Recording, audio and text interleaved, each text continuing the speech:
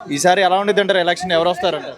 జగన్మోహన్ రెడ్డి 13,60,000 ఇచ్చాడు. ఏ సీఎం ఇవ్వలేదు 70 సంవత్సరాలు పెట్టి. కానీ రీతిలో ఒక పేదోడైనా కూలోడైనా పేదోడైనా డబ్బున్నాడుగా 13,60,000 ఇచ్చాడు. ఏ సీఎం ఇచ్చాడు చెప్పాను.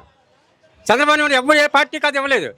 ఎంత కూటమి వచ్చినా సీఎం గారు జగన్ గారు మగోడు ఎవరు లేడు. మరి విశాఖ ప్రాంతంలో ఎంపీగా బొత్స ఝాన్సీ గారు పోటీ చేసిన, టీడీపీ నుంచి భరత్ పోటీ చేసిన, వీళ్ళిద్దరిలో ఏంటి సంగతి? ఝాన్సీ గారు గెలుస్తారు పక్కా. ఎందుకు కావాలి. జగన్మోహన్ రెడ్డి ఇప్పుడైతే ఉపకారం అందరికీ ఉపకారం చేస్తారు. ఎమ్మెల్యేలు ఎంపీలకి ఎవరైనా చేస్తారు. ఇలా ఫ్యాన్ తిరిగిందంటే మొత్తం రాష్ట్రం మొత్తం. ఝాన్సీ గారు తెలుసా బాబాయ్? నాకు తెలియదు. ప్రజల్లో మరి ప్రజల్లో నేమ్ కనబడుతుంది, ఆ పేరు వస్తుంది. ఎందుకు కనబడుతుంది. నా గుడ్డోడు అయితే ఇంకొకటి గుడ్డోళ్ళు ఉంటారు.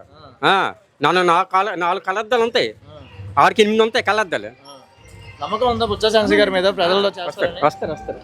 జగన్ పైన జగన్ సీఎం పక్కగా సీఎం.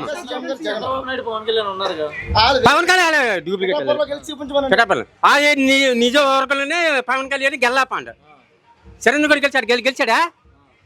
చిరంజీవి కూడా ఒకసారి గెలిచాడు.